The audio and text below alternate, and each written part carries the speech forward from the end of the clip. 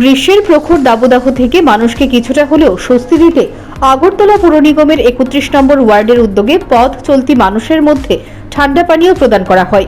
এই মহতি কাজে উপস্থিত ছিলেন প্রদেশ বিজেপি সভাপতি রাজীব ভট্টাচার্য।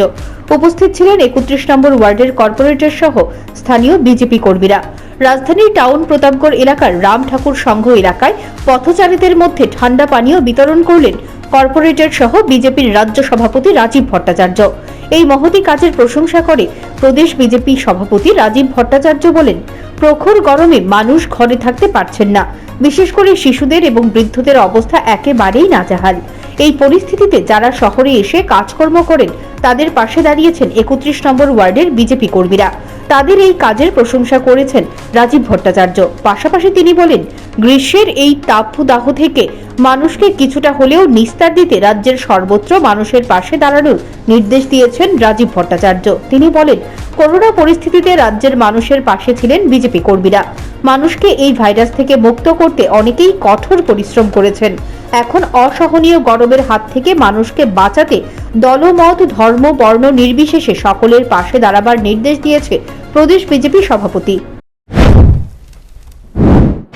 এই গ্রীষ্মের তাপদাহে সবাই তো কর্মব্যস্ততার মধ্যে রয়েছে, তাও আমাদের 31 নম্বর ওয়ার্ডের কর্পোরেটর এবং আমাদের যারা এখানকার রাম ঠাকুর সংঘের যারা যুবকবৃন্দরা রয়েছেন তারা ইচ্ছা প্রকাশ করেছেন যে না, এই তাপদাহের মধ্যে যারা পথচারী মানুষ এবং যারা অটো রিক্সা বা শ্রমিক রয়েছেন তাদের মধ্যে এই যে ঠান্ডা পানীয় বিতরণ করার একটা অনুষ্ঠান নিয়েছে। আমি ধন্যবাদ জানাই আমাদের এই 31 নম্বর ওয়ার্ডের কর্পোরেটর এবং এই রাম ঠাকুর সংঘ এলাকা যারা আজকের এই শুভ উদ্যোগকে সামনে রেখে তারা এই গ্রীষ্মের তাপদাহকে মধ্যে তারা বেরিয়ে আমাদের এই শ্রমিক ভাই এবং পথ চলতি মানুষকে যেভাবে তারা সহায়তা করছে আমি তাদেরকে অসংখ্য ধন্যবাদ জানাই। এবং আপনাদের মাধ্যমে আমার ভারতীয় জনতা পার্টির সমস্ত কার্যকর্তাদের কাছে আমি আহ্বান রাখব যে আসুন, আমরা যেহেতু সমাজ সেবার সঙ্গে জড়িত,